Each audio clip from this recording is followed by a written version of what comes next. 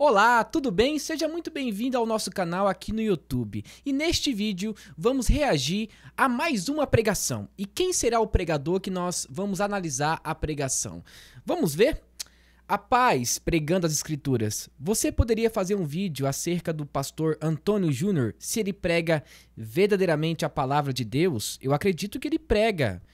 Verdadeiramente, mas quero confirmar. Eu quero que você entenda algo importante. Não estamos aqui para analisar o caráter do pregador, e sim a forma de pregação. Provavelmente você já viu algum vídeo dele no YouTube ou em uma outra plataforma digital.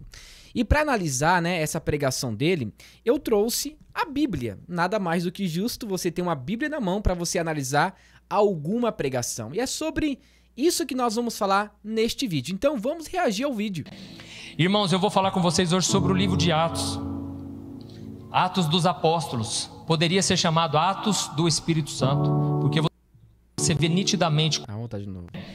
Irmãos, eu vou falar com vocês hoje sobre o livro de Atos. Atos dos Apóstolos. Poderia ser chamado Atos do Espírito Santo, porque você vê nitidamente como o Espírito Santo trabalha naquele livro. E esse livro nos mostra uma coisa, que quando o poder do Espírito Santo age, quando Jesus está operando na vida das pessoas, isso provoca a fúria de Satanás. O diabo se revolta porque ele sabe quem é a pessoa que está sendo guiada por Deus, quem é a pessoa que está se quebrantando. Você talvez chegou aqui e você não tem ideia do que Deus pode fazer na sua vida. E para isso é bom que você saiba as armas que Satanás usa contra você. Muito legal, ele começou com uma introdução, Normalmente eu uso algum ponto de contato da nossa cultura. Então eu falo sobre um problema que existe em nossa cultura e depois eu leio o texto. Entretanto, não tem assim uma ordem, Ele começou bem. E a principal delas são pessoas. O diabo usa a boca das pessoas para tentar te colocar para baixo. No momento que eu estava mais fragilizado, onde eu já não via nenhuma saída para mim, eu já tinha promessas de Deus, o diabo usou pessoas para falar: quem é você? Para querer ser alguma coisa. Chegaram a me chamar de burro. Um professor da faculdade me chamou de burro, chamou na brincadeira. Mas isso tudo, irmãos, para quem está sensibilizado, isso é uma tonelada que vem contra você. Eu sabia que era o diabo querendo roubar a semente de Deus na minha vida. Quando Davi já tinha recebido um chamado para ser o rei de Israel no futuro, o próprio Deus disse: tem um homem que é segundo o meu coração. E então ele enviou o profeta Samuel. Samuel chegou lá na casa de Jessé, do pai de Davi. E Samuel, ele se admirou com os irmãos de Davi. Eram todos bonitos, capazes, altos e valentes e fortes. E Deus falou: não, eu não escolho por essa métrica. Eu não meço a cabeça de ninguém. Eu não coloco uma fita aqui para medir. Eu não meço os braços, eu meço o coração. Não é nenhum desses, eu rejeitei todos esses. Eu escolhi um outro, manda chamar um outro. Irmãos, Deus chamou Davi pelo coração dele. Então o diabo sabia por que Deus tinha escolhido Davi. E aí então um dia o pai de Davi fala: olha, vai levar comida lá para os seus irmãos, eles são guerreiros, você é só mais um. Leva lá pão para os seus amigos, para os seus irmãos. Pelo visto o tema é chamado, Mas vamos ver. Só que quando Davi levou, ele não imaginava aquele dia ia mudar a vida dele para sempre. Porque ele viu que estava todo um alvoroço e havia um gigante de quase 3 metros afrontando a nação de Israel, o exército de Israel. E Davi se interessou pela batalha. Ele começou a pensar: gente, quem derrotar esse gigante vai ganhar o quê? Porque Davi, ele tinha intimidade com Deus e ele era ousado. Só que então a Bíblia conta que um dos irmãos dele chegou para ele e falou assim: ó, Davi, o que você está fazendo aqui? O seu coração é mau. Olha o diabo, irmãos. Ele falou: o seu coração é mau. Eu sei que você é pretensioso. O que você veio fazer aqui? O seu lugar é lá, cuidando das ovelhas. Irmãos, o diabo estava usando literalmente a boca do irmão dele para dizer: você não é o homem segundo o coração de Deus, não. Você é mau. Você tem maldade no seu coração. Olha o acusador. Então é importante que você saiba. Por quê? É importante que você saiba como o diabo pode tentar te destruir, para quando você voltar, você não ser pego de surpresa, não ficar criando mágoa, picuinha com pessoas, sendo que a sua luta não é contra as pessoas. Quantos não estão mais no ministério na igreja, porque foram ofendidos, ou viram algo de ruim no coração de alguém, e por causa daquilo a pessoa saiu da presença de Deus. Não é uma introdução, porque uma introdução tem que ser rápida, né? Então, ele já está quase pregando, né? Entretanto, ele está falando só sobre a Bíblia, né? Mas vamos lá. A culpa é da pessoa, porque a Bíblia fala que a nossa luta não é contra o ser humano, contra a carne ou sangue, mas é contra o que está por trás disso. Se talvez você tenha um pai ou uma mãe que não aprova você de vir aqui e fica criando barreiras, não é eles. Escuta o que eu estou te falando, abençoa o seu pai e sua mãe, abençoa as pessoas que se levantam contra você, porque elas não têm nada a ver com isso, elas estão apenas dando lugar para o inimigo. Então, irmãos, o que aconteceu no livro de Atos, a gente vai perceber que assim que o Espírito Santo foi derramado, o diabo tentou 3 vezes parar de vez aquele crescimento. Ele estava desesperado. Quanto mais o poder, mais o diabo ele tenta, porque ele sabe o poder de alcance, ele sabe que aquilo é uma bomba atômica contra o inferno.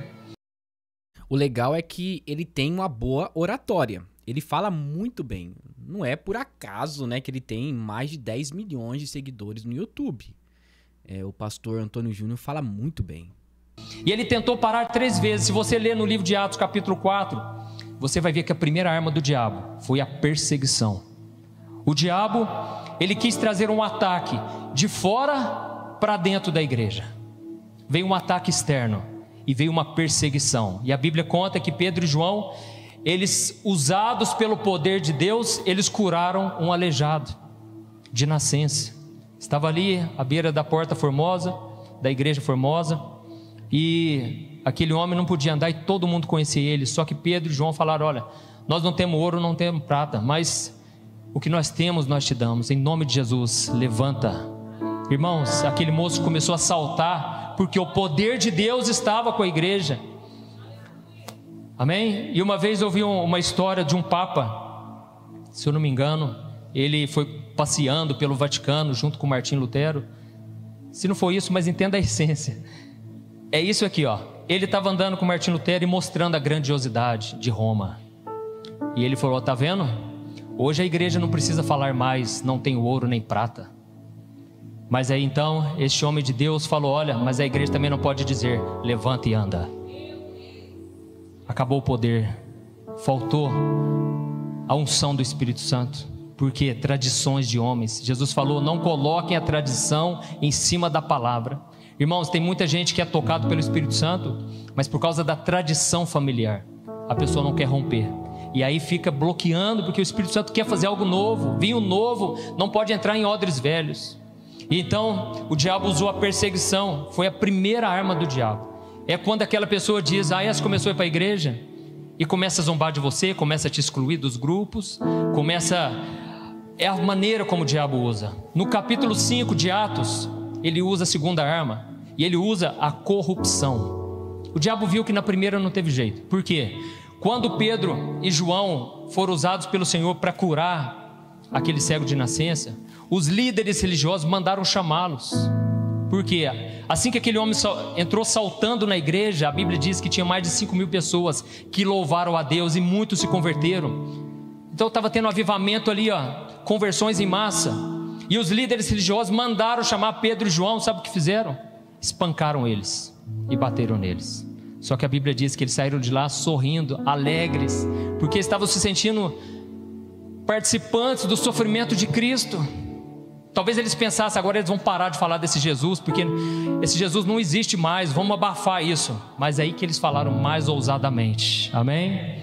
Então o diabo não conseguiu pela perseguição, e agora ele ia tentar a corrupção. E a Bíblia conta que os apóstolos começaram, era o mover do Espírito Santo, irmãos. O Espírito Santo trouxe uma direção para eles reunirem todas as coisas e trazer aos pés dos apóstolos. Até agora ele não abriu a Bíblia, né? Ele não leu nenhum capítulo, nenhum versículo. Ele está falando sobre o livro de Atos dos Apóstolos. Entretanto, até agora ele não conseguiu direcionar um texto específico. Eu creio que ele ainda vai ler um texto, tá? Vamos lá. Propriedades, comida, roupa, tudo. Estava começando um novo povo ali, ia ser necessário. Pessoas que se converteram, talvez não ia ter como trabalhar mais naquele meio. E tem um livro que fala sobre os mártires, e ele conta E ele chama o seguinte: como viviam os primeiros cristãos. Eu te aconselho a ler esse livro. Como viviam os primeiros cristãos. São registros reais de como vivia a igreja naquela época. E era totalmente diferente do que você pensa. Não era uma igreja rica, não era uma igreja que estava isenta de problemas, e era uma igreja muitas vezes que passava pelas doenças, não tinha o avanço da medicina que tem hoje. O pastor Antônio aqui, o pastor Antônio Júnior, indicou um livro, tá? Eu vou indicar um outro livro também que é bom, que também é bom, tá? Que é A História do Cristianismo. E também tem um outro livro que se chama A História do Pensamento Cristão.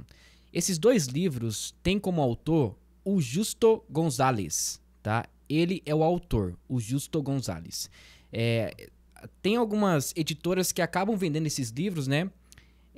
Em partes diferentes ou em módulos diferentes. Agora você pode encontrar também, né? Talvez na internet, um livro só com tudo compilado já. Mas são dois livros bons, tá? A História do Pensamento Cristão e A História do Cristianismo.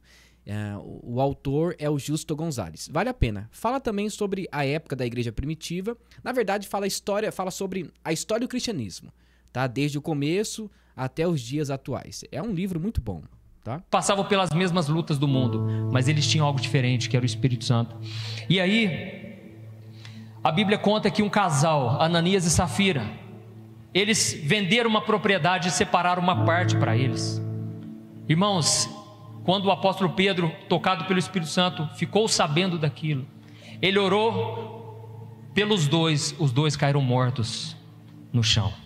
O diabo queria corromper a igreja, e ali Deus estava mostrando: olha, não brinquem com as coisas santas de Deus. Aqui o livro, tá? Eu tenho um livro, eu tenho todos os livros que eu acabei de citar, tá? Então esse aqui, A História do Pensamento Cristão, do Justo Gonzalez, e tem também A História do Cristianismo. Tá? Vale a pena, gente, vale a pena. Se você quer saber como que funcionava o Império Romano, como que eles perseguiam os cristãos, como que os cristãos pregavam, vale a pena, tá bom? Brinquem. Irmãos, o diabo queria trazer corrupção, queria que aquilo fosse normal no meio do povo de Deus, e Deus estava ali tocando, fazendo uma obra tremenda, e todo o dinheiro era para a obra de Deus naquele momento. No capítulo seguinte, o diabo não tinha conseguido pela corrupção e nem pela perseguição. Aí ele usou uma estratégia que eu vejo que ele está usando fortemente hoje em dia, que é a distração. O diabo, agora ele não é um ataque de fora para dentro, como foi na perseguição. Não foi um ataque agora de dentro para fora com a corrupção, mas agora foi um ataque para desviar a atenção do povo de Deus, desviar o foco da igreja. Os apóstolos, irmãos, sabe o que aconteceu nesse momento? Eles estavam deixando de orar, estavam deixando de pregar para socorrer os mais necessitados. Eles estavam fazendo algo que era bom, mas não era a direção de Deus para aquele momento. E o que estava ameaçando a igreja não era algo ruim, era algo bom, a assistência social. Irmãos, o diabo, ele é esperto, ele é astuto, ele conhece o ser humano. Desde antes de Adão e Eva, ele já sabia tudo. E aí o que acontece? O diabo, muitas vezes ele sabia que as coisas ruins não estavam dando certo, e ele falou: eu vou tentar com coisa boa agora, que era uma coisa urgente, socorrer os necessitados. Então eu quero dizer uma coisa para você: ajudar pessoas necessitadas não é um trabalho inferior, pelo contrário, agrada o coração de Deus, e todo ministério é importante. Mas nessa questão aqui, é uma questão de prioridade e uma questão de chamado. Os apóstolos não foram chamados para aquilo. Cada pessoa deveria exercer o seu chamado. E eu quero ler com você Atos capítulo 6, o versículo 1 ao 5. Maravilha, maravilha. Atos capítulo 6, tá? Vamos lá. Diz assim: naqueles dias, perdão, a minha versão está na NVI, se puder colocar nela, aí o pessoal vai entender melhor. Atos 6, o versículo 1 ao 5, diz assim: naqueles dias, crescendo o número de discípulos, os judeus de fala grega entre eles queixaram-se dos judeus de fala hebraica, porque suas viúvas estavam sendo esquecidas na distribuição diária de alimento. Por isso os 12 reuniram todos os discípulos e disseram: não é certo negligenciarmos o ministério da palavra de Deus, a fim de servir às mesas. Irmãos, escolham entre vocês 7 homens de bom testemunhos, cheios do Espírito e de sabedoria. Passaremos a eles essa tarefa e nos dedicaremos à oração e ao ministério da palavra. Tal proposta agradou a todos. Então escolheram o Estevão, homem cheio de fé e do Espírito Santo, além de Filipe, Prócoro, Nicanor, Timon, Pármenas e Nicolau, um convertido ao judaísmo proveniente de Antioquia. Glória a Deus. Irmãos, deixa eu dizer uma coisa muito importante. Eu sei que tem pastores aqui. Esse congresso é voltado para líderes. Todo ministério, seja um ministério, seja um chamado, seja uma pessoa ou seja uma empresa, porque eu sei que tem empresários também, que acham que o sucesso vai continuar sem que a pessoa faça alguns ajustes pelo caminho, sem que a pessoa faça mudanças pelo caminho. Essa pessoa, esse ministério, esse chamado está tendencioso a fracassar lá na frente. Ele está tendencioso a cair no comodismo. É por isso que é tão importante esses momentos aqui, você ir em eventos, você se reunir com pessoas fora do seu núcleo. Por isso que é importante uma igreja chamar pregadores de fora, que tem uma visão nova.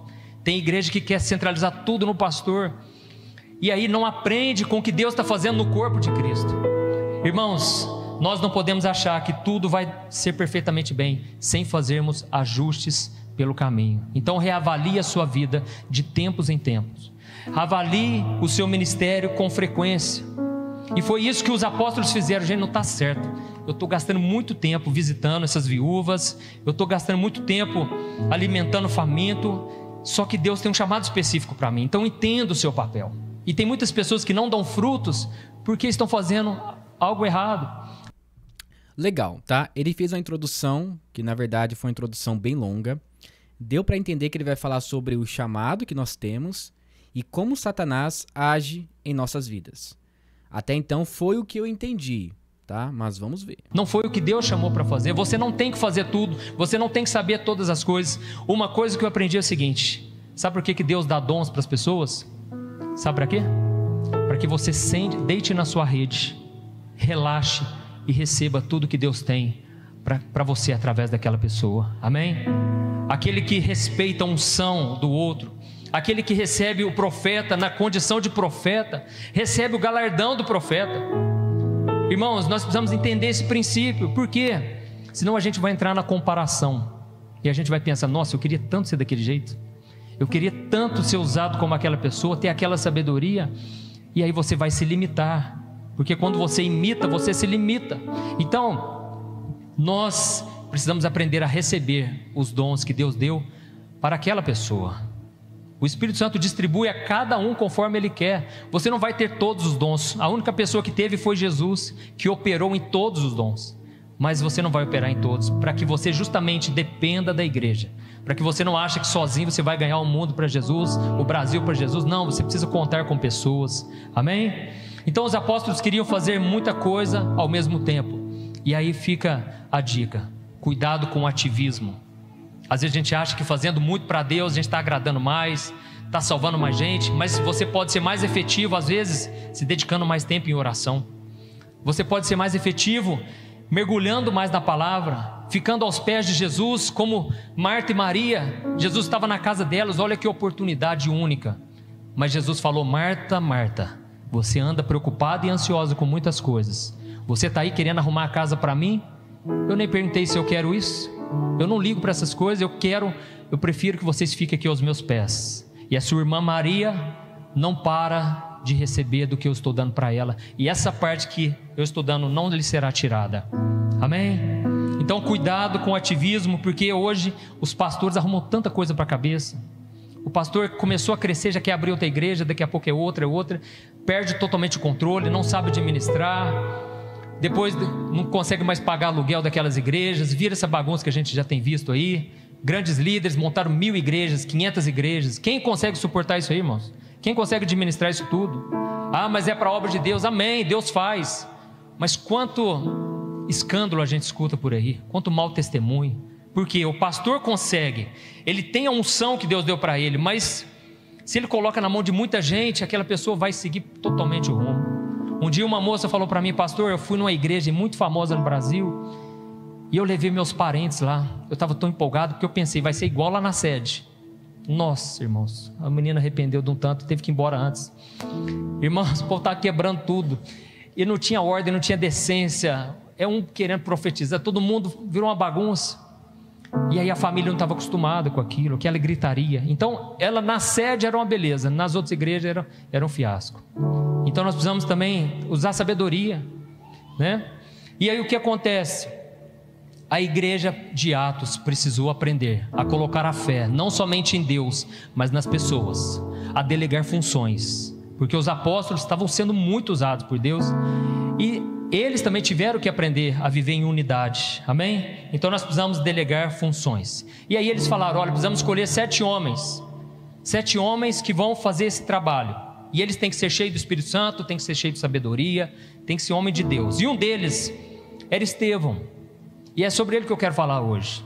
Estevão, em Atos capítulo 6 e o 7, ele vai falar da morte, do ministério e da morte de Estevão. Foi um ministério muito curto.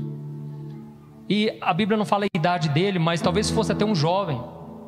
E esse homem, ele foi muito usado. E no versículo 8, Atos 6, o versículo 8, diz assim, ó: Estevão, homem cheio da graça e do poder de Deus, realizava grandes maravilhas e sinais no meio do povo. Irmãos, esse homem era tremendo, ele era pequeno, mas Deus era muito forte na vida dele. Uma pausa rapidinho, só para a gente tentar compreender aonde que ele quer chegar, tá? Ele começou no capítulo 6. Qual é o grande problema no capítulo 6? O problema é que os apóstolos, né, os servos de Cristo, estavam ali negligenciando as viúvas que tinham a língua grega. Agora, as judias estavam sendo beneficiadas. Então havia tipo, ali não, vamos ajudar aqui as viúvas que são aqui da nossa linhagem, né, e as gregas que são ali de outra linhagem, não. Então estava tendo esse negligenciamento. Então os apóstolos se reúnem para que outras pessoas possam cuidar dessas viúvas que estavam sendo negligenciadas. Então, esse é o problema no capítulo 6. Eles resolvem esse problema, separando 7 diáconos para poder cuidar desse grande problema, né? E aí os apóstolos iriam cuidar da pregação da palavra de Deus. Porém, o versículo que começa a falar realmente sobre Estevão é o versículo 8 do capítulo 6. Aí no capítulo 7 tem a defesa de Estevão, quando ele é chamado ali diante do Sinédrio para ser julgado. Mas vamos ver o que ele vai falar, tá? Talvez encaixe, né? Vamos lá. Era muito usado, e ele não ficou somente ajudando, mas ao mesmo tempo ele ganhou muitas almas para Jesus. Ele era usado em milagres, porque até então eram somente os apóstolos que eram usados em milagres. Olha o Espírito Santo querendo usar mais pessoas. Se você ler na sua casa o livro de Números, capítulo 11, Moisés estava cansado, sobrecarregado, porque eram milhões de pessoas, e ele falou: Senhor, basta, se eu continuar assim eu prefiro morrer, eu não dou conta mais. E Deus falou: eu vou tirar do teu espírito e eu vou distribuir com mais 70 homens, e eles vão profetizar. E aí sabe o que aconteceu? Chegou o momento que o Espírito Santo foi derramado, e o Espírito Santo foi derramado sobre 68 homens e ficou... Deixa eu falar uma coisa importante para você. Muitos pregadores não gostam, por exemplo, de ter fundo musical, porque o fundo musical traz um falso emocionalismo nas pessoas, tá? Então, pregar a palavra de Deus sem fundo musical é muito melhor, na minha opinião. Entretanto, tem alguns pregadores que não estão nem aí. Olha, com fundo musical ou sem fundo musical, não importa. O que importa é eu pregar a palavra. Então, tem alguns que pensam assim: eu, particularmente, não gosto de fundo musical, porque a palavra de Deus tem que ser audível e não deve ter nada no fundo trazendo uma falsa emoção para as pessoas. Mas assim, gente, é um detalhe, tá? Então, que isso não se torne um ruído, mas é apenas um detalhe, tá bom? 2 homens de fora, até que o Espírito Santo veio também sobre esses 2 homens que não estavam ali junto com o grupo. Naquele momento, uma pessoa perto de Moisés falou: Moisés, você não reparou? Tem 2 pessoas lá, não estão fazendo parte do grupo. Olha lá, o Espírito Santo veio sobre elas. E eles começaram a profetizar. Sabe o que Moisés falou? Você está com ciúmes por mim? Quem dera todos em Israel fossem profetas. Irmãos, olha o coração de Moisés. Um cara totalmente desprendido de vaidade. Um cara pensou: quem dera todo mundo tivesse a mesma unção que Deus me deu. Outra coisa, Por exemplo, um seminário teológico que eu estudo, você não pode falar na pregação, cara, não pode. Você tem que falar uma coisa mais natural, né? Falar cara é mais pra uma pregação assim de jovens e tudo mais, mas não parece que é isso. Gente, é assim, são detalhes, tá bom? Isso não afeta a pregação. Entretanto, você precisa conhecer o seu público. Você falar cara, mano Joe, e aí, sabe? Então, temos que tomar cuidado com isso. Ele não queria só para ele, o nome dele já estava escrito na história. Ele já sabia que Deus era com ele não tinha que preocupar com mais nada, ele só queria que Deus usasse outras pessoas também. Mas o que me marcou foi isso, uma pessoa ficou enciumada. Irmãos pastores, olha, eu vou te falar, é um ciúme no nosso meio, não queira saber. Ele não se alegra de ver o outro pregador sendo usado por Deus. E eu sei que muitas vezes isso vem da natureza pecaminosa que nós temos, mas nós precisamos lutar contra isso, senão isso vai destruir a nossa vida. Um exemplo disso foi o rei Saul. Ele tinha tudo nas mãos, ele era ungido do Senhor. Davi não era ungido ainda, não era o tempo de Davi assumir. A bola da vez estava com o rei Saul, mas ele ficou enciumado demais com Davi, porque quando Davi voltava das batalhas, as mulherzinhas, usadas pelo cão, pelo capeta, falaram assim, faziam musiquinha. E a musiquinha era assim: Davi matou 10 milhares, Saul matou só milhares, só 1000. Davi matou 10.000. E fazia essa musiquinha. Quando Saul ouviu aquela música, vinda do inferno, ele deixou aquilo entrar no coração. E ele então, talvez nem fosse com essa intenção, né, irmãos? Falei aqui que é do inferno, mas nem fosse, não vou julgar as irmãzinhas, né? Mas a Bíblia diz que a partir daquele dia, veio uma raiz ali, de inveja, de ciúme. E ele falou assim, olha o poder das palavras. A boca fala, você quer conhecer uma pessoa, presta atenção nas palavras dela. O que deu a entender é que é uma pregação temática, tá? Pregação temática, porque como que você prega expositivamente? Você lê o texto, você explica o texto e você aplica o texto. Até agora, ele leu o texto, não explicou ainda, tá? Como ainda nós temos muito tempo de pregação, eu espero que ele explique, tá? Mas vamos lá. Porque a maneira de você conhecer o coração de alguém é o que sai para fora, é o que vem da boca. A boca fala do que está cheio o coração. E ele falou, o que falta para esse menino, senão o reino, o meu reino? Ele pensou, esse menino está querendo é o meu reino. Só que Davi, ele não buscava na sua força, ele deixava nas mãos do Senhor. Mas aí quem saiu prejudicado na história? Saul. Porque Davi, em momento algum, se levantou contra, até mesmo quando ele teve oportunidade, porque Saul começou a perseguir ali Davi. Aí você pensa, nossa, Davi era ungido, né? Você não imagina o preço que esse homem pagou. O diabo se levantou dele anos e anos. O rei Saul tentou matar ele várias vezes, até que chegou um momento que Saul estava atrás de Davi, entrou numa caverna para fazer o number 2. Ele não sabia, Davi estava lá, escondido. E aí então o soldado falou baixinho, Davi, quem sabe não é agora que Deus preparou para você matar ele? Deus já falou que você vai ser rei. E Davi falou assim, ai de mim se eu tocar no ungido do Senhor. Eu vou só cortar um pedacinho do cinto dele aqui. E Davi não fez nada. Quando Saul saiu, Davi falou, aqui Saul, você está tentando me matar, cara. Por que você está fazendo isso comigo, cara? Eu podia ter te matado e não estou te matando, cara. Você é rei, cara. Você tem um chamado. Não perca a sua unção, não perca a sua essência. Mas não adiantou, irmãos, o homem foi teimoso e perdeu a bênção. Então, você que é líder, vigie. Sempre quando você fica mal de saber que alguém está sendo muito usado. Ele prega como se fosse um pentecostal, né? É interessante porque ele usa algumas frases que são bem clichês no meio pentecostal e neopentecostal também. Não que isso seja um problema, né? Mas, por exemplo, para nós que somos reformados não é muito típico isso. Entretanto, ele está indo bem, tá? Lute contra esse sentimento, não deixe o diabo entrar na tua vida, porque isso vai tirar a bênção de você, amém? O que eu mais presenciei nesse ministério, é a primeira vez que eu venho nesse congresso, o que eu mais presenciei é um pastor apoiando o outro. Eu fiquei impressionado.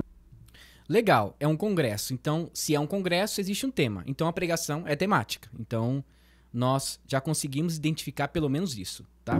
Para começar com o Cirilo, não precisa nem falar, né? O Cirilo não quer aparecer, ele quer jogar os outros, ele quer empurrar todo mundo. E aí, eu fiquei impressionado porque ele está levando essa cultura aqui dentro. Isso aqui só tem a crescer, porque é onde o Espírito Santo flui, amém? Então, voltando para Elias, esse cara era tão iluminado por Deus que ele incomodava demais as trevas. Então não é uma pregação expositiva, porque ele falou o seguinte, olha, voltando para Elias, então ele está no Antigo Testamento. Então ele leu o texto, é claro, só que ele não explicou. Tem aplicações, mas ele está voltando lá no Antigo Testamento. Não é errado, tá? Mas parece que é uma pregação temática mesmo, tá bom? E aí o que aconteceu? Os líderes religiosos começaram a discutir com ele. Por quê? Ele era muito sábio, muito inteligente, eles pensaram, nós vamos pegar ele, mas a Bíblia diz que eles não conseguiam resistir à sua sabedoria. E então, eles arrumaram testemunhas para difamá-lo, para falar mal de Estevão. E eles acusaram algumas coisas sobre Estevão. E eles falaram, olha, você está blasfemando contra Moisés e você está blasfemando contra Deus. Quando você começa a falar desse Espírito Santo, de Jesus, você está se levantando contra Moisés e contra Deus. A outra coisa que eles falaram é o seguinte, você está falando mal da lei e você está falando mal do templo. Que história é essa? De que o templo é dentro da pessoa, é o Espírito Santo agora que habita. Deus não habita mais em templos humanos. Tem coisa errada aí, você está falando mal deles. Só que, irmãos, Estevão, ele estava preparado para responder a eles, e ele usou a própria Bíblia para provar que, na verdade, Israel era o culpado de pecados muito piores do que as falsas acusações que estavam se levantando contra ele. O interessante é o seguinte, ele começou lendo o capítulo 6, ele até agora não falou sobre o problema que existe no capítulo 6, só que ele já está falando sobre o capítulo 7, sobre o martírio de Estevão. Então, ele não explicou o capítulo anterior. Seria bom fazer essa ponte, né, com as pessoas ali, para que elas entendam realmente o que nós estamos querendo dizer, né? Por que eu li o capítulo 6? É para falar sobre Estevão, então eu tenho que fazer uma narrativa para que eu consiga falar sobre ele. Até agora ele não voltou para o capítulo 6, ele pulou para o capítulo 7, tá? Que é a defesa de Estevão. Mas vamos lá. E ele usou a própria Bíblia, as próprias Escrituras. Então não tinha mais o que fazer. E então a Bíblia fala de um discurso maravilhoso que ele dá, quanta sabedoria. E ele vai discorrendo a respeito da história de Israel e como aqueles homens sempre matavam os profetas de Deus. Toda vez que Deus levantava um profeta, eles calavam. Eu estava conversando com o Cirilo ontem, ele estava falando sobre o profeta Isaías, tremendamente usado por Deus, foi cerrado ao meio. Cerraram ele ao meio. Irmãos, Israel sempre matava os profetas de Deus. E agora, para piorar, agora eles brincaram com fogo, porque agora eles tinham acabado de crucificar o Filho de Deus. Aí, meu amigo, Deus já tinha uma ira muito grande em relação a isso, mas agora pegaram o Filho de Deus. E aí sabe o que aconteceu nesse momento? Apedrejaram ele. A Bíblia fala que eles rangiam os dentes. Eles estavam com tanto ódio dele, porque em vez dele recuar, não, ele falou, vocês crucificaram o Filho de Deus, vocês que se acham aí donos da salvação, descendentes de Abraão, vocês acham que a salvação está com você? Tá, não, vocês rejeitaram a voz do Senhor aqui na terra, que era Jesus. E aí eles apedrejaram e mataram o Estevão. Só que antes de morrer, eles tiveram que ouvir uma coisinha de Estevão. Então eu quero ler com você Atos 7, o versículo 51 ao 60. Eles tiveram que ouvir isso deste homem de Deus. Está escrito assim: povo rebelde, obstinado de coração e de ouvidos, vocês são iguais aos seus antepassados, sempre resistem ao Espírito Santo. Qual dos profetas os seus antepassados não perseguiram? Eles mataram aqueles que prediziam a vinda do justo, de quem agora vocês se tornaram traidores e assassinos. Vocês que receberam a lei por intermédio de anjos, mas não lhe obedeceram. Ouvindo isso, ficavam furiosos e rangiam os dentes contra ele. Mas Estevão, cheio do Espírito Santo, levantou os olhos para o céu e viu a glória de Jesus. Ele viu a glória de Deus e Jesus de pé à direita de Deus, e disse: vejo o céu aberto e o Filho do Homem de pé à direita de Deus. Mas eles tamparam os ouvidos e, gritando bem alto, lançaram-se todos juntos contra ele, arrastaram-no para fora da cidade e começaram a apedrejá-lo. As testemunhas deixaram seus mantos aos pés de um jovem chamado Saulo, e enquanto apedrejavam Estevão, este orava. Olha a serenidade dele: Senhor Jesus, recebe o meu espírito. Então caiu de joelhos e bradou: Senhor, não os considere culpados deste pecado. E dizendo isso, adormeceu. Amém? A Bíblia usa a expressão adormeceu. Não é que a pessoa vai ficar dormindo, não, depois que ela morre, não. É no sentido, vai ser leve. Vai ser uma transição. Você dorme, você nem vê. E ele... Legal. Foi como eu disse anteriormente, né? Agora ele entrou no capítulo 7. Ele já estava falando, né? Mas agora ele entrou mesmo no capítulo 7. Então vamos ver. Adormeceu, irmãos. Em outra versão da Bíblia, começa dizendo assim, ó: homens de cabeça dura, homens insensíveis. Irmãos, ele estava falando para quem? Para quem jejuava 2 vezes por semana, ia no templo e jejuava. Ele não estava falando para qualquer pessoa, não. Eram homens conhecedores da palavra. Ele estava falando para esse tipo de gente. E muitas vezes nós podemos cometer os mesmos erros, ser duros, resistentes ao Espírito Santo. Eu vou só abrir um parênteses aqui, porque esse testemunho é maravilhoso. Eu falei que eu sou da presbiteriana, né? E no geral é uma igreja mais tradicional. O pastor Antônio Júnior, ele é presbiteriano. Os vídeos da internet que ele faz, né, são vídeos um pouco assim chamativos, né? Até parece que ele é pentecostal, mas ele é presbiteriano, assim como eu, tá? Eu também sou presbiteriano. Para você ser pastor na presbiteriana, você tem que estudar demais, tem que estudar. Você aprende como pregar, quais são os tipos de pregações que existem por aí, né? É um trabalho assim muito duro, tá? Um trabalho muito duro, é um tempo muito longo de estudos, né? E vale a pena, porque você não fica pregando qualquer coisa por aí, né? Isso é muito importante, principalmente na vida ministerial de um pastor. Então ele é presbiteriano. Para você que não sabe, o pastor Antônio Júnior é presbiteriano, tá bom? A gente tem que respeitar. A gente também tem que concordar que tem gente muito cheia do Espírito Santo lá dentro. Porque às vezes confunde, viu, irmãos? A gente vai numa igreja muito avivada, pensa que um monte de oração em língua, um monte de profecia, às vezes a pessoa é cheia, às vezes não é. Então aquilo é só barulho, mas tem muita gente, na nossa igreja mesmo tem muita gente pentecostal. Aliás, todo cristão é pentecostal, todo, tradicional, avivado, porque todos vieram de Pentecostes, amém? E aí, o que acontece? Fiquei sabendo que a banda Vineyard, aquele ministério de louvor maravilhoso, eles iam tocar numa igreja lá em Franca, e, agora já falei a cidade, hein? Mas tem que contar, irmãos, faz parte. O que aconteceu? Eu fui nesse ministério, irmãos. O culto, na minha opinião, parecia uma geladeira. Irmãos, o moço foi falando de exemplos nada a ver, comparando com a Bíblia, uma coisa assim, parecendo um seminário coach, uma palestra motivacional. Aí eu com meu amigo Faber, está aqui comigo, a gente ficou do lado de fora. Eu falava para ele: cara, vamos lá pro McDonald's, cara. Vamos sair antes do culto, cara, não aguento isso aqui, cara. Não que a gente é melhor, mas, cara, cadê o fogo do Espírito Santo? Cadê esse fogo, cara? Cara, e não era culpa do ministério, mas a igreja inteira. E tava...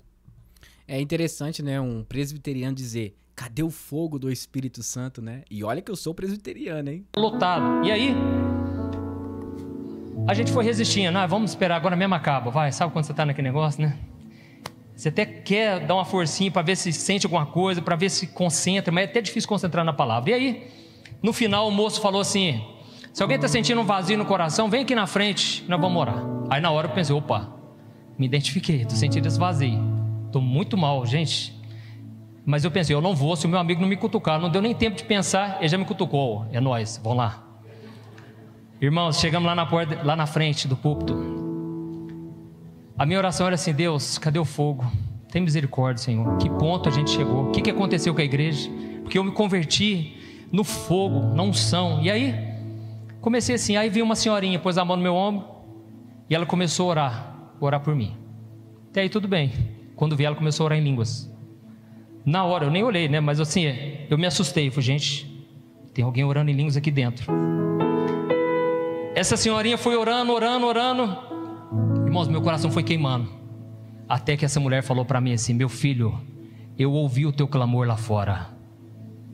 Irmãos, para que essa mulher foi falar isso? Foi Deus, irmão, não foi essa mulher. Não tinha como ver, estava lotada a igreja. E eu nem sabia do que a gente estava falando. Irmãos, veio um fogo do Espírito Santo. Eu disparei a orar em línguas, incontrolavelmente. Irmãos, vi uma unção tão grande que eu fazia assim, ó, e fui dando. Irmãos, eu dei acho que umas 100 palmadas no chão. A unção foi tão grande, irmãos, que quem me contou foi um outro amigo meu que estava lá no fundo. Ele falou: Juninho, todo mundo começou a levantar a mão e expulsar o demônio. Eles acharam que você tinha ficado endemoniado, cara. Eles nunca viram um negócio desse, eu acho. Vai escutando. O moço do Vineyard começou a colocar a mão em cima da minha. Dentro de mim, irmãos, veio uma ousadia. E eu lembrei daquele versículo que o apóstolo falou: não apaguem o Espírito Santo. Não apagueis o Espírito. Irmãos, eu estava prontinho, preparado o dedo já. Eu ia apontar na cara dele. Ele falou: não apaga o Espírito Santo, porque eu percebi que ele estava querendo apagar. Irmãos, na hora ele falou: moço, enquanto você orava em línguas, Deus me revelou. Aquele cara entrou na unção, sabe? Deus me revelou e começou a profetizar. Terminou, irmãos, o culto. Nossa, eu fiz uma poça de lágrima ali. O pastor da igreja veio conversar comigo. Ele estava assim, ó, vermelho, morrendo de vergonha. E ele queria saber tudo de mim. Ele falou: cara, você é da onde? De qual igreja? Vem um dia visitar nós aqui. Ele ficou muito sem graça. Eu não sabia por quê. Vai escutando. Na hora que nós saímos de lá, os jovens fizeram uma rodinha em volta de nós. E eles falaram: ô moço, o que aconteceu? Nós ficamos muito preocupados com você, ué. Parece que você está chorando muito. E, cara, eles queriam saber. Eu falei: gente, existe uma manifestação do Espírito Santo, que é quando ele te enche, você começa a orar em línguas. E eu comecei a falar eles nunca tinham ouvido sobre isso, não tinham noção. Às vezes você pensa que o pessoal da igreja está por dentro, não está. Não sabia, não tinham conhecimento. Vai escutando. Fui embora. Eu não caí a ficha do que tinha acontecido ainda. Foi difícil processar tudo aquilo. Eu não tinha noção. Se eu fosse agir racionalmente, eu não faria aquilo jamais. Passou aquela semana, a gente tinha o costume de... Eu e o moço que trabalhava na empresa do meu pai, a gente orava de caminhonete, estendendo as mãos para as empresas, para as casas, abençoando, profetizando. E aí, fomos lá na porta da igreja, e eu falando: Deus, me revela o que aconteceu, eu não entendi nada. Irmãos, o assunto já estava viralizando em Franca. O que aconteceu naquela igreja. E aí esse amigo meu me contou no dia seguinte: falou: olha, você não vai acreditar o que aconteceu.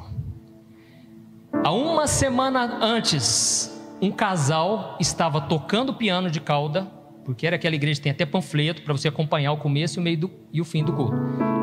Eles estavam tocando piano e o Espírito Santo encheu eles, e eles começaram a orar em línguas. Eles começaram a orar em línguas. Sabe o que aconteceu no final do culto? O pastor pediu para os dois se retirarem da igreja e saírem da igreja. Irmãos, o Espírito Santo estava querendo fazer uma obra naquela igreja. E o que eu entendi era isso, e eles apagaram o Espírito. Estavam tentando apagar, não sei o que aconteceu depois. Mas, irmãos, os jovens estavam com sede do Espírito Santo. Então, ele falou aqui, Estevão: homens de cabeça dura, insensíveis. E se a gente não tomar cuidado, a gente pode se tornar assim. E aí, quando a gente olha para Estevão, a gente pode pensar assim: como que uma pessoa tão boa, tão cheia de Deus, pode passar por uma situação dessa, ser assassinado de maneira cruel, de uma forma terrível, tão injustamente? E aí eu vou te mostrar ao longo dessa mensagem que Deus tem um plano para cada coisa. E deixa eu te dizer uma coisa: a pessoa que lá fora, o coração dela, ele não pode ser mudado se não for pela graça de Deus. A pessoa está cega. Não julga a pessoa, porque um dia você estava assim também. O que parece é que, por exemplo, ele está falando 10% sobre Estevão e 90% sobre o testemunho pessoal dele, né, o que ele conviveu. Não é errado, tá? Mas desde que você não fuja do texto, tá? Como é uma pregação temática, então ele pode falar de vários assuntos, se por acaso esses assuntos tiverem ali relação, por exemplo, com o tema atual dele. Até agora, ele não conseguiu falar sobre o texto, tá? Então, nós temos aqui um problema. Qual foi o problema? Que as viúvas helenistas, né, estavam sendo negligenciadas e chamaram ali diáconos, separaram diáconos para fazer com que eles trabalhassem nessa obra, né, de ajudar as viúvas. É daí que surge Estevão, e depois, com o tempo, Estevão começa a pregar o evangelho e ele é morto. Seria bom ter essa narrativa. Por que Estevão ele foi levantado? por que ele estava pregando naquele local e por que ele estava defendendo Jesus daquela maneira. Então seria bom ter uma narrativa assim, mesmo se for uma pregação temática. É bom expor para o povo o que realmente está acontecendo dentro desses capítulos, né? Ele está explicando meio por cima, ele está contando muito mais testemunho pessoal do que realmente deve ser falado, que é a história de Estevão, né? O pastor Antônio Júnior, ele está abrindo muitas janelinhas e ele não está fechando essas janelinhas, né? É bom você falar sobre um assunto, mas voltar para o texto, mesmo que seja uma pregação temática. Porque o povo, eles querem entender o que está acontecendo ali e por que nós estamos pregando desta maneira. Então é muito importante você não fugir do texto, mesmo que seja uma pregação temática. Tá bom? E aí o que aconteceu? Qual foi o resultado dessa morte de Estevão? É isso que nós vamos ver. Em primeiro lugar, para Estevão, aquela morte representou coisa boa, coroação. Guarde isso, coroação. Ele foi coroado, porque Apocalipse 2, versículo 10 diz assim: seja fiel até a morte e eu te darei a coroa da vida. Amém? Então para você existe uma coroa reservada. E a Bíblia diz que Jesus está sentado à direita do Pai. Só que naquele momento Jesus fez questão de ficar em pé. É o único momento que você vai ver isso. Para quê? Para receber o primeiro Marte. Porque a partir dali viria um tempo onde muitos seriam martirizados, seriam mortos por Jesus. Ele foi o primeiro Marte. E é interessante, se você ler aquela passagem que nós lemos, Estevão não foi somente julgado de uma forma muito parecida com Jesus, mas ele orou também de uma forma muito parecida com Jesus. O interessante que eu gostei é o seguinte: ele usou o testemunho pessoal, falando sobre não apagar o Espírito Santo, fazendo uma referência ao fervor espiritual de Estevão, ou seja, a forma com que ele estava pregando. Isso é muito legal. Essa alusão que ele fez foi legal. Entretanto, ele precisa, por exemplo, falar mais sobre o personagem e sobre o que está acontecendo do que o testemunho pessoal. Sabe, infelizmente, tem pessoas que não gostam de ficar ouvindo testemunhos na igreja. Essas pessoas querem ouvir simplesmente a palavra genuína. Então, tem alguns pregadores que acabam exagerando no testemunho pessoal e esquecem de voltar para o texto. Daí é um problema. E a oração dele foi: Senhor, recebe o meu espírito. E Jesus também orou lá na cruz: Senhor, recebe o meu espírito. Imagine isso para os religiosos, vendo Jesus ali estampado naquele homem. Eles pensaram: nós achávamos que tinha matado Jesus, o homem está ali, parece, dentro daquele cara. E ele orou: Senhor, recebe o meu espírito. E depois ele falou: Senhor, perdoa os pecados dele, Pai. Senhor, não deixa eles pagar pelos que estão fazendo. Foi a mesma oração que Jesus fez. Irmãos, talvez você pense assim: ah, pastor, mas então por que Deus não interveio e deixou aquele homem ser apedrejado? Irmãos, Deus interveio sim. Deus nunca deixa o seu justo desamparado. No último momento da sua vida, você não sabe, por isso você não pode julgar ninguém, porque você não sabe o que aconteceu naquele último segundo em que a pessoa estava ali com Deus. Uma moça, só mais um parênteses, irmãos, eu vou tentar ser rápido, porque eu gosto de falar muito. Mas faz o joinha, Paulo, continua. Então tá bom. Irmãos, vocês viram, né? Ele acabou de assumir exatamente o que eu acabei de falar anteriormente, né? Que é a ideia de falar muito sobre coisas externas e não falar sobre realmente o que foi lido. Ele percebeu que ele já está falando muito sobre a questão de testemunho e vamos ver, né? Nós fomos lá em São Paulo e eu fui lá na igreja do amigo meu, na Lagoinha Alphaville, e lá eu encontrei uma amiga de seminário. E aí, irmãos, eu sabia da luta dela porque ela perdeu o seu esposo. Ela perdeu o seu esposo durante o Covid. E aquilo ficava assim um ponto de interrogação. É difícil para quem perde pessoas assim, inesperadamente, sem programar. Uma coisa é a pessoa morrer de velhice, você está preparado, e quando não vem assim? E foi o caso dela, um moço jovem, estudou comigo. Irmãos, e ela durante muito tempo, ela pensou: eu não vou fazer mais a oração com fé, porque a Bíblia diz: a oração do justo pode muito em seus efeitos. E eu orei, o que a gente orou. Ela colocou no Instagram, eu lembro direitinho, nós oramos, ofertamos, porque precisava de recurso lá no hospital, não resolveu. E ela ficou com essa dúvida. Até que um dia ela foi no culto, e um moço que estava pregando, Deus revelou para ele uma data. E ele falou a data para ela. Quando ele falou a data, ela começou a chorar. Foi a data do falecimento daquele moço. E ele falou o seguinte: olha, você perdeu o seu esposo, ele não sabia de nada, você perdeu ele, e você se questiona, por que Deus não interveio, por que Deus não fez nada?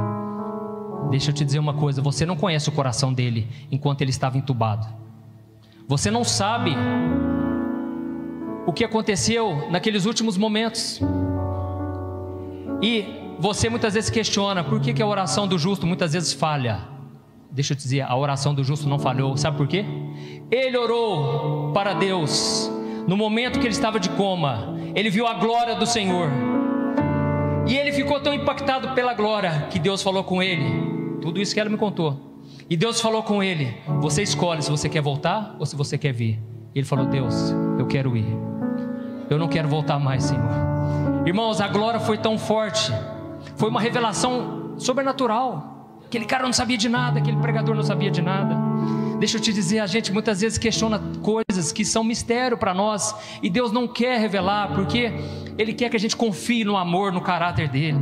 Irmãos, a oração do justo pode sim, em seus efeitos, é muito eficaz, é poderosa. E aquele homem era um homem justo, um homem de Deus, porque eu sei que eu convivi com ele. Irmãos, e ele orou, e Deus atendeu o pedido dele. Amém?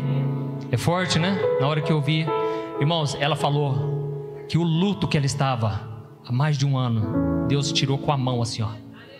Ele não só entregou a palavra, mas Ele tirou com a mão. E eu creio que Deus vai curar aqui muitas pessoas enlutadas, porque Jesus disse: o Espírito do Senhor está sobre mim, para trazer uma coroa ao invés de cinzas, do passado, coisas que ficaram lá te prejudicando lá atrás. O Senhor quer te curar, Ele quer te dar o óleo da alegria, amém?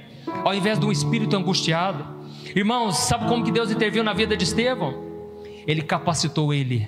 Deus ajudou Estevão a perdoar os seus assassinos e ainda orar pela vida deles. Irmãos, eu vejo como a mão de Deus nisso. Não tem explicação alguém fazer alguma coisa tão forte contra você, você ainda ter força para orar por ela, você ainda ter força para perdoar. É só o poder de Deus, irmãos. Esse homem era cheio do Espírito Santo, e Deus o capacitou até o último momento, e ele não odiou os seus inimigos, e ele foi parecido com Jesus até o fim, amém?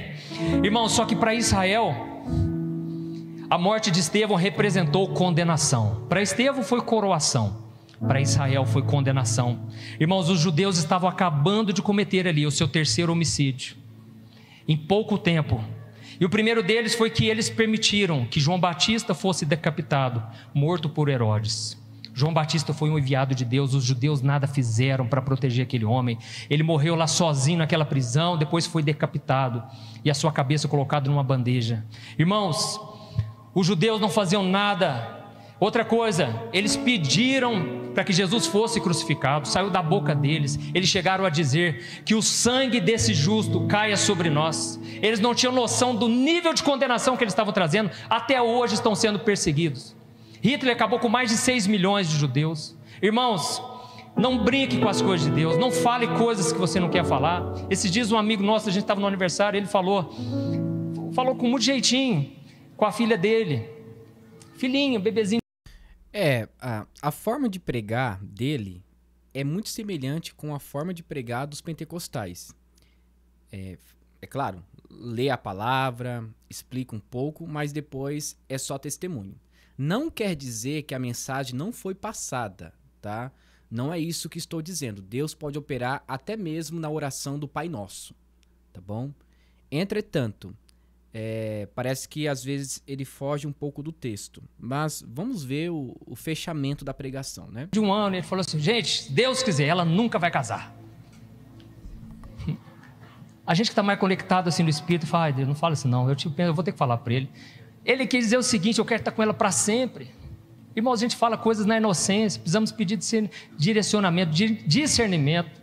Eu falei com muito amor: não brinca com isso não, cara, entendeu? Ela vai casar assim com o homem de Deus, em nome de Jesus. Ele falou: não, mas eu falei brincando. Não brinca mais não, amém? Entendeu? Então, eles pediram que o sangue desse inocente aí caia sobre nós. Eles estavam irados, estavam endemoniados. Irmãos, a terceira coisa, eles tinham acabado de matar Estevão com as próprias mãos. E deixa eu te explicar, presta atenção nisso. Quando eles deixaram Herodes matar João Batista, deixa eu aproveitar e pegar uma água aqui. Quando eles deixaram Herodes matar João Batista. Eles estavam pecando contra Deus Pai. Presta atenção, porque Jesus não tinha vindo ainda. Eles estavam pecando, Cirilo, obrigado, meu irmão. Pecando contra Deus Pai, porque foi Deus quem enviou João Batista. Amém?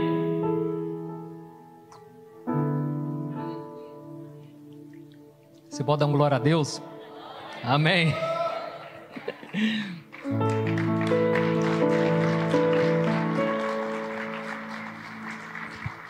Irmãos, quando eles pediram para Pilatos matar Jesus, eles estavam pecando contra o Deus Filho.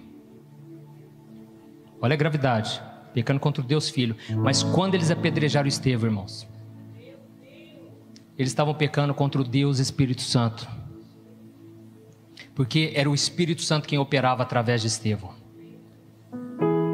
Irmãos, a religiosidade é a pior desgraça desse mundo. A pessoa fica cega, ela não tem noção do que ela faz. E aí, Jesus disse, né, que quem pecar contra o Espírito Santo não tem perdão. Por que ele falou isso? Porque o único que pode te convencer do pecado, da justiça e do juízo é o Espírito Santo. Se você se levantar contra o Espírito Santo, você não tem noção do que você está fazendo. Porque é o único que pode te levar ao arrependimento. E assim que os fariseus se levantavam contra Jesus, eles falaram: você está expulsando demônio, é no poder de Beelzebul, o maioral dos demônios. Jesus falou: opa, peraí, só um minutinho, falar de mim vocês podem até falar, é pecado, viu? Pode falar, mas não fala do Espírito Santo não, senão vocês estão fechando a porta para a graça. Porque quando eu expulso um demônio, é pelo poder do Espírito Santo. Quando eu curo um enfermo, é pelo poder do Espírito Santo. Eu estou o tempo todo mostrando para vocês, sem o Espírito Santo vocês não entram no céu. Sem o Espírito Santo não tem arrependimento, é Ele que convence vocês.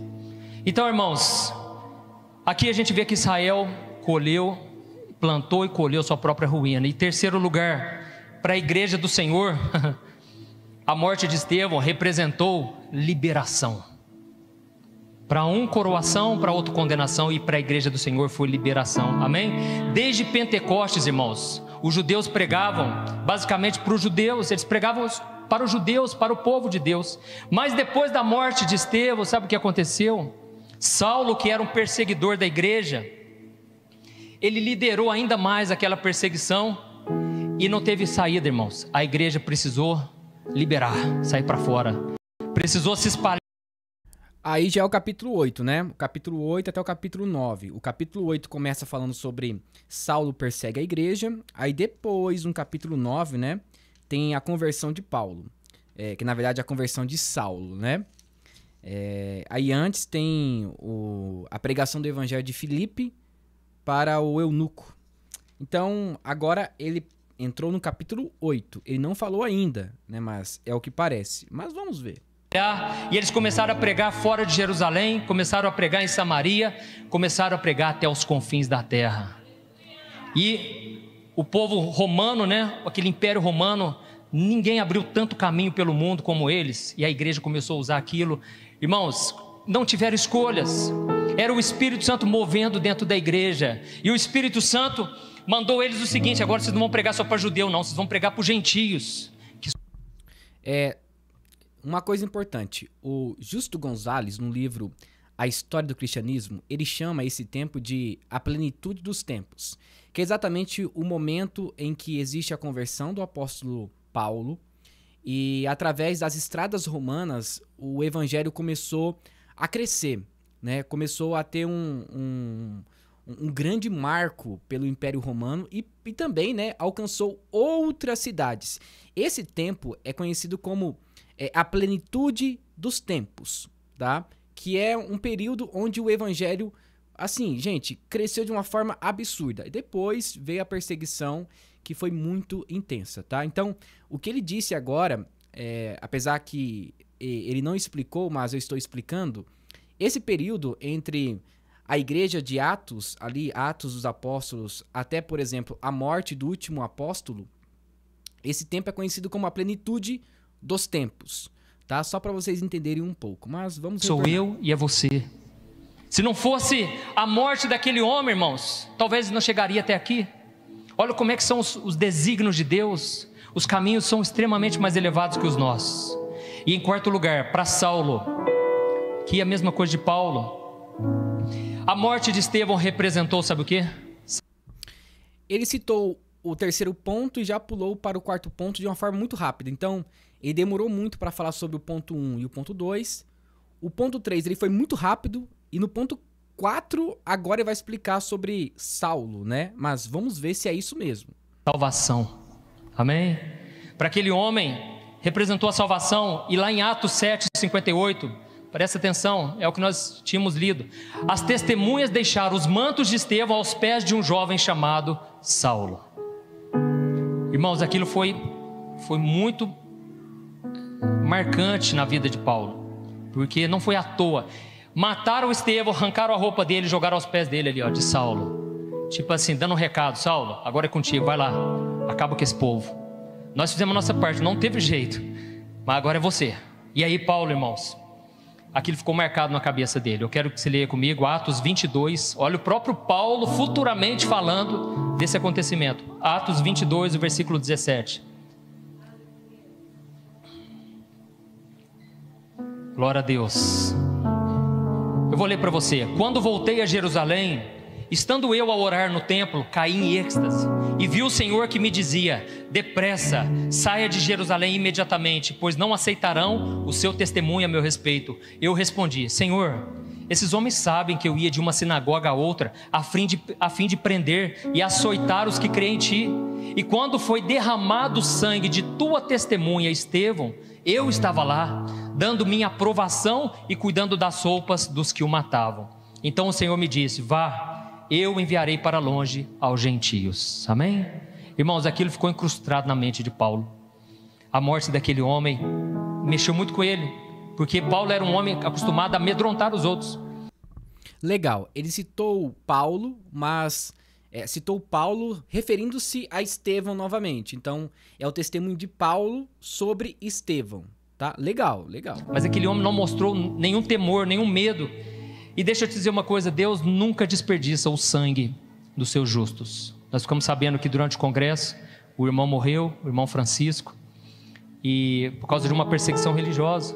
E até o Cirilo falou: olha, Deus, vamos confiar em Deus, Ele não desperdiça o sangue dos seus santos. Amém?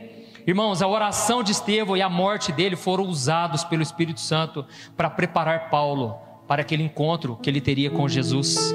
E Paulo estava indo perseguir cristãos certo dia, e ele viu aquela mesma glória que Estevão tinha visto, e ele viu a luz de Jesus no caminho dele. E quando ele viu aquela luz, ele decidiu obedecer. E eu quero te dizer uma coisa: talvez você esteja pensando: pastor, mas então quer dizer que nós vamos ter que morrer por Jesus? Irmãos, eu creio que Deus chama alguns para morrerem. Quando Jesus perguntou para Pedro: Pedro, você me ama? E ele perguntou 3 vezes. Ele falou: Jesus sabe que te amo. E a Bíblia resume: Jesus perguntou isso porque sabia o tipo de morte que ele teria. Irmãos, tem pessoas que têm um destino assim.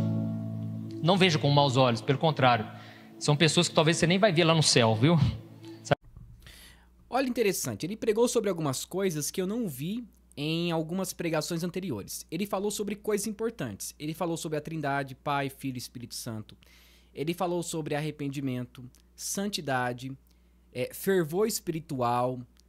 Gente, ele falou sobre os conceitos básicos da nossa fé. Então, já é um grande ponto positivo, tá? Sabe por quê? Elas vão estar tão perto de Deus, porque é um povo tão santo, irmãos, tão santificado. Você vai vendo essas igrejas perseguidas, é um outro tipo de cristianismo. Não tem tempo, não tem meia conversa, não tem palavra jogada ao vento, porque existe uma perseguição. Irmãos, não devemos pedir para Deus nos livrar, devemos pedir para Deus nos encher com o Espírito Santo. Então Deus não chama todos para serem mártires, mas Ele chama todos para serem sacrifícios vivos do Senhor. Amém? Você tem que morrer diariamente para Jesus, não tem conversa. Isso aí não tem como fugir. Essa aí é o Espírito Santo que vai te perseguir. Amém? Ele vai pegar no seu pé. Então a gente tem que morrer para o pecado e para o mundo. E para finalizar, eu lembrei de uma história. Em 1948, um missionário chamado Jim Elliot. Esse homem, ele foi pregar numa tribo indígena no Equador. E ele escreveu no seu diário, que foram descobrir esse diário futuramente. Olha o que ele escreveu. Jim Elliot é esposo da Elizabeth Elliot, tá? Eu acho que ele vai explicar alguma coisa sobre isso. É uma ótima escritora, tem muitos livros por aí, eu recomendo, tá bom? Senhor Jesus, eu não quero ter uma vida longa, mas uma vida plena, assim como a tua. Olha o que esse homem disse, irmãos. Amém? Quantos teriam coragem de dizer isso? 2 anos depois, ele escreveu o seguinte. Olha o que ele escreveu. Eu não posso achar estranho, se Deus quiser levar, ainda na mocidade, aqueles que eu teria deixado mais tempo aqui na terra. Eu sei que Deus está povoando a eternidade, e eu não posso limitar a Deus, achando que Ele vai levar para o céu somente as pessoas idosas. Irmãos, no ano de 1956, 8 anos depois, assim como aconteceu com Estevão, Jim Elliot, juntamente com 4 amigos deles, missionários, eles foram povoar o céu, a eternidade, porque eles foram mortos por aquela tribo indígena que eles foram pregar para eles. Irmãos, isso prova que os caminhos de Deus são muito mais elevados que os nossos. A gente não sabe de nada, por isso que a gente tem que viver na dependência do Espírito mesmo. O interessante é que depois que ela perdeu seu esposo, ela mesma voltou para aquele lugar onde mataram seu esposo e ela conseguiu evangelizar, para vocês verem o poder do Espírito Santo, né? Então, Deus faz coisas que nós nem imaginamos. Isso prova também que o sangue dos mártires é a semente da igreja. O sangue de Estevão foi a semente para a igreja crescer. Hoje, irmãos, muitos dessa tribo são cristãos, nasceram de novo. Sabe por quê? Porque os filhos daqueles missionários, eles entenderam o recado, e eles foram lá na tribo, no lugar onde eles morreram, e eles falaram do evangelho para aquele povo da tribo, e principalmente eles chegaram e falaram: olha, estamos aqui para oferecer o perdão, vocês não sabiam o que vocês estavam fazendo. Irmãos, existe um filme, fizeram um filme sobre isso. O filme se chama Terra Selvagem. Guarda esse nome, Terra Selvagem. Não tem na Netflix, tem num streaming que chama Look, L-O-O-K-E. É o único lugar que tem esse filme. E eu lembro quando eu assisti isso, eu estava no seminário. Não tem como não se emocionar. Então, gente, já acabou a pregação, tá? Agora ele vai fazer alguma coisa diferente, mas pelo que eu vi já acabou a pregação. Olha, ele prega de uma forma bíblica, tá bom? Eu creio que muitas pessoas no YouTube já foram abençoadas pelos vídeos do pastor Antônio Júnior. Gente, eu não vi nada demais, tá? Ele não falou nenhuma heresia, ele falou sobre os atributos de Deus, falou sobre graça, justificação, santidade, fervor espiritual, arrependimento, Jesus. Ele falou sobre os conceitos básicos da fé. Apesar de ser uma pregação temática e não foi expositiva, tá? Ele pregou de uma forma bíblica. Ele voltou no Antigo Testamento, depois ele foi para o Novo Testamento, ele fez algumas alusões, contou alguns testemunhos. E assim, eu não vi nada demais, né? Eu analisei recentemente uma pregação de um bispo, né? Que ele prega com a temática ali bem próxima da teologia da prosperidade. Foi uma péssima pregação. Na verdade, nem abriu a Bíblia para pregar, né? Aqui o pastor Antônio Júnior abriu a Bíblia, falou sobre o texto, explicou, apesar que ele às vezes, né, sumiu um pouco do texto, mas depois ele conseguiu voltar e explicar um pouco. Então ele prega de uma forma bíblica. Eu não vi nada demais assim. Eu creio que muitas pessoas foram abençoadas por ele e continuam sendo abençoadas, né? Vocês viram que eu não fiquei passando a mão na cabeça dele sobre a forma de pregação dele. Eu analisei conforme ele foi pregando. E olha só, gente, eu não vi nada demais. Nada demais. Não foi uma pregação expositiva, tá? Não foi uma pregação expositiva. Entretanto, ele conseguiu passar a mensagem que deveria ser passada, tá? Sobre martírio, sobre perseguição contra a igreja, que nós não devemos, por exemplo, apagar o espírito.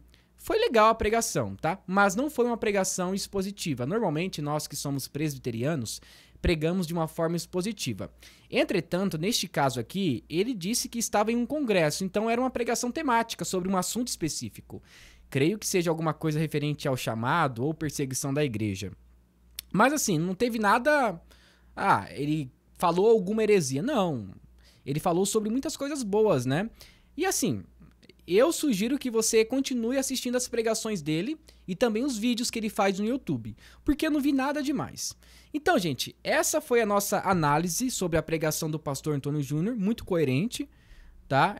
Vocês viram que eu falei sobre algumas coisas, eu citei alguns livros também, eu complementei algumas coisas que ele estava falando e foi muito produtivo. Eu espero que esse vídeo tenha edificado a sua vida e se você gostou, não se esqueça, tá bom? Deixe seu like, se inscreva no canal e ative o sininho de notificações. E que Deus te abençoe. Em nome de Jesus, amém.